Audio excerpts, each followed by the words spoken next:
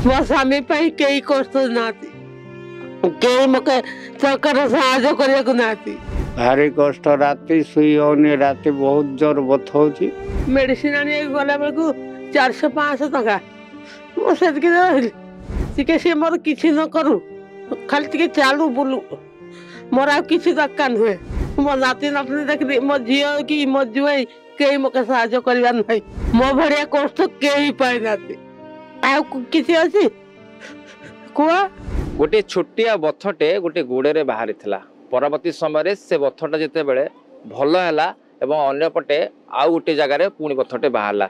धीरे धीरे देह सारा बथ बाहर लगिला। जो व्यक्ति देहरे बथटी होता सी धीरे धीरे बढ़िया फल व्यक्ति जनक शଯ୍याशायी घरे पड़ रहिले। पैसा नहीं, भल करने को अर्थर अभाव, एभली किसी घटना देखा मिली मंचेश्वर शिल्पांचल झरणाशाही बस्ती में। मु सीधासल कही मो सहयोगी देखा से दृश्य ये हूँ से घर जो झरणाशाही झरणा बस्ती में स्वामी स्त्री रोते। बर्तमान स्वामी जनक जो देह खराब थिला जहाँफल कि सी शଯ୍याशायी पड़ रही प्राथमिक स्तर में। बर्तमान ये फास्ट स्टेज कैंसर अवस्था एवं तांको पत्नी मध्य अछंती।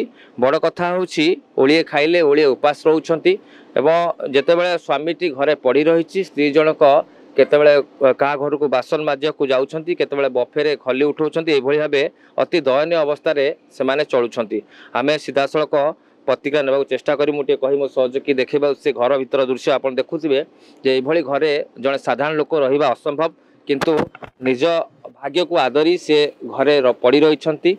बड़ कथा होछि वर्तमान सरकार माळमाळ योजना हेले योजना केउठी वास्तविकता में पहुँचुची ताहा आमे आपण को ये ग्राउंड जीरो देखौछु। देखंतु से दृश्य जे गोड़टी वर्तमान जो बथटी हेतला गोटे पर गोटे बथ बाहरी ये वर्तमान धीरे धीरे विपदपूर्ण अवस्था को जाउछि एवं गोटे जगार जदि भल हेउछि अन्य जगार मध्ये से बथटी बाहरुछि एवं वर्तमान व्यक्ति जनक पूरा शଯ୍याशायी पड़ रही। धीरे धीरे खाइबा मध्य छाड़ी देलेनी एवं आमे सीधा सड़क आलोचना कर चेष्टा करिबा। निहाती भाबे आज्ञा कोन हेछि आपनकर कहले? बथ गरम बथ। अच्छा, से को भलो होई? औषध खाइले भी भल होनी। अच्छा, डॉक्टर देखैथिले? हां, ये होमियोपैथी जायथिले। आपण मेडिकल जे देखैलेनी डॉक्टर को? मेडिकल जीवी कौन मु तो चली पार्ली ना।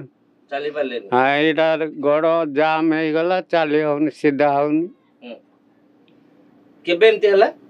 हे गलानी 6-7 मास। 6-7 मास ला घरे पड़ी रही छथि? हां। भलो होउनी ना? अच्छा, आपण केबे चाहि जे डॉक्टर देखि भलो होबा पे? खाली तो औषध आनी दउछंती, खाउची। भल होनी, खाली पूजा बाहर सुखु नाई घा। एबे कोन चाहुछंती? भल करिया को चाहुची। आ टिके बाहर बुलीबे, लोकन को देखिबे, आपन संग साथी आ देखा हे पन आपन पड़ी रही छथि। हां, मने तो आघात लागुतबो ना? हां, बहुत जोर बिंधा होची, भारी कष्ट, राती सुई होनी, राती बहुत जोर बथौची। निहात भावे आमे देखुथलु, आमे आपन देखौथलु, प्रतिक्रिया नेउथलु।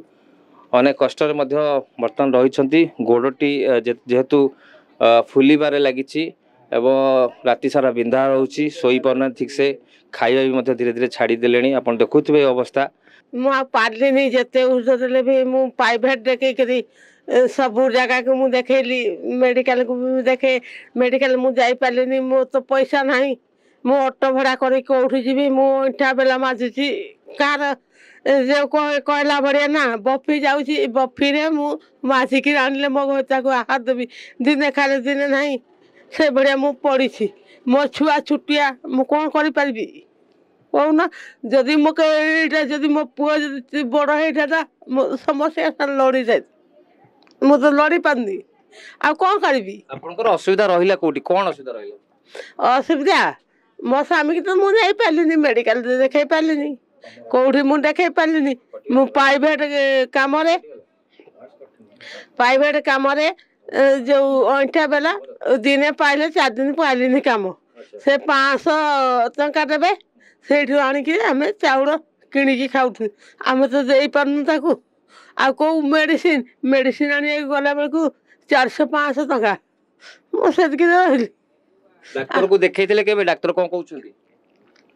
ଏଇ ଡାକ୍ତର ମୁଁ ଦେଖେଇଥିଲି ଯୋଉ ହାତ ଭାଙ୍ଗି ଯାଇଥିଲା ବୋଲି 6 ନମ୍ବରକୁ ଯାଇଥିଲି, ସିଏ ମୋତେ କେନ୍ଦ୍ରକୁ ପଠେଇଲା। ବହୁତ ଭିଡ଼ ସେଇଠୁ, ଆଉ ମୁଁ ଦେଖେଇନି। ସେଇଠୁ ଫେରି ଆସିକି ତ ଏମିତି ହେଇଛି ଅବସ୍ଥା, ଆଉ କ'ଣ କରିବି? ମୁଁ ଅଟୋ ଭଡ଼ା 6 ନମ୍ବର ନେବି, ମୋତେ 300 ଟଙ୍କା ଦରକାର ନା ନାହିଁ କହୁନ?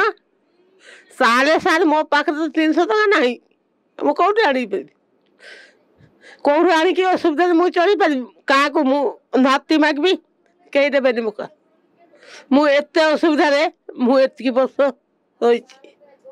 ଆଉ ଗୋଟେ କଥା ଯେ ଆପଣଙ୍କର ଏବେ କ'ଣ ହେଲେ ଆପଣ ଉପକୃତ ହେବେ, କ'ଣ ଚାହୁଁଛନ୍ତି?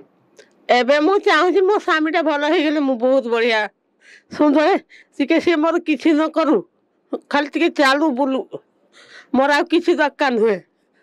ସ୍ୱାମୀ ଭଲ ହେବେ, ପଇସା ଦରକାର, ଲୋକମାନଙ୍କୁ କହିବେ ଯେ ମୋତେ ପଇସାଟି ଯଦି କିଏ ସାହାଯ୍ୟ କରିବେ ମୁଁ ଉପକୃତ ହେବି ବୋଲି। ନାଇଁ, କେହି ସାହାଯ୍ୟ କରିବେନି। କାହିଁକି? ମୁଁ ଏଠି ବହୁତ ବର୍ଷ ରହିଲି। ମୁଁ ଦିନଟାକାରୁ ବାହା ହେଇକରି ମୋ ନାତି ନାତୁଣୀ ଦେଖିଲି, ମୋ ଝିଅ କି ମୋ ଜ୍ୱାଇଁ କେହି ମୋତେ ସାହାଯ୍ୟ କରିବାର ନାହିଁ। ପୁଅଟା ମୋର କମ୍ ବୟସ ହେଲେ ବି ସେ ଖଟି ଆଣିକି ଆମକୁ ଦେଉଛି 100 150।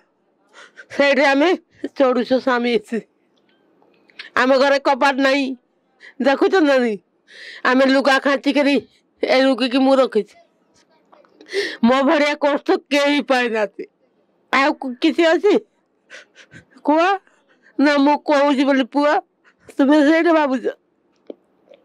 ମୋ ସ୍ୱାମୀ ପାଇଁ କେହି କଷ୍ଟ ନାହାନ୍ତି, କେହି ମୋତେ ସରକାର ସାହାଯ୍ୟ କରିବାକୁ ନାହାନ୍ତି ହେଲା। ବର୍ତ୍ତମାନ ଦେଖୁଥିଲେ ଯେ କେଉଁଭଳି ଭାବେ ମା ଜଣକ ଆଖିରୁ ଲୁହ ବାହାରୁଛି, ଆଖିରେ ଲୁହ ଏବଂ ଛାତି କୋହ ଧରିକି କହୁଛନ୍ତି ସିଧାସଳଖ ମୋ ସ୍ୱାମୀ ପାଇଁ କେହି ନାହାନ୍ତି। ଆଉ ଶଙ୍ଖା ସିନ୍ଦୁର ଆଜି ମରଣ ମୁହଁରେ ପଡ଼ିଛି ଏବଂ ଶଙ୍ଖା ସିନ୍ଦୁର ଆଜି ମଧ୍ୟ ସିଧାସଳଖ କେଉଁଠି ନା କେଉଁଠି ବହୁତ ବଡ଼ ବିପଦରେ ପଡ଼ିଛି। ଯେଉଁ ଶଙ୍ଖା ସିନ୍ଦୁରକୁ ନେଇ ଗର୍ବ ଅନୁଭବ କରୁଥିଲେ, ଆଜି ସେ ଶଙ୍ଖା ସିନ୍ଦୁର କେଉଁଠି ନା କେଉଁଠି ଶଯ୍ୟାଶାୟୀ ହୋଇ ପଡ଼ିଛି। ବଡ଼ କଥା ହେଉଛି ଏ ଆଖିର ଲୁହ ହିଁ ସ୍ପଷ୍ଟ ବୟାନ କରୁଛି ଯେ ତାଙ୍କ ପାଖରେ ଅର୍ଥର ଅନେକ ଅଭାବ, ଘୋର ଅଭାବ ଅଛି ଏବଂ ଯେଉଁଥିପାଇଁ ସେ ମେଡ଼ିକାଲ ଯାଇପାରୁନାହାନ୍ତି। ଏବଂ ଯଦି ଗୋଟିଏ ଅଟୋଟିଏ ଭଡ଼ା କରୁଛନ୍ତି, ନିହାତି ଭାବେ ଅଟୋଟି 300ରୁ 400 ଟଙ୍କା ନେଉଛି ଗୋଟେ ସରକାରୀ ଡାକ୍ତରଖାନା ଦେଖାଇବାକୁ।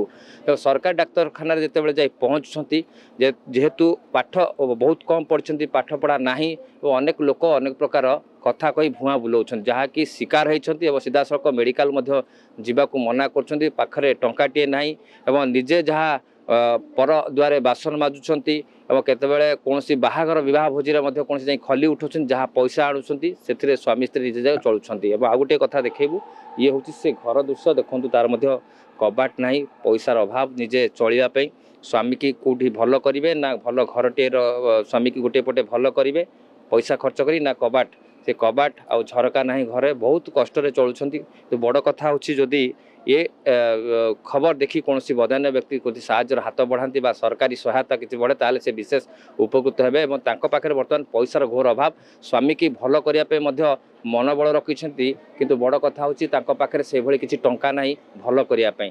ଯଦି ଟଙ୍କା ହୁଏ ତାହେଲେ ସେ ଭଲ କରିପାରନ୍ତି ଏବଂ ସ୍ୱାମୀ ସ୍ତ୍ରୀ ବେଶ ଆରାମରେ ଚଳିପାରିବେ। ଭୁବନେଶ୍ୱରରୁ ଭିଡ଼ିଓ ଜର୍ଣ୍ଣାଲିଷ୍ଟ ଶ୍ରୀନିବାସଙ୍କ ସହିତ ପୂର୍ଣ୍ଣଚନ୍ଦ୍ର ପ୍ରଧାନଙ୍କ ରିପୋର୍ଟ, ଓଡ଼ିଶା ଭାସ୍କର।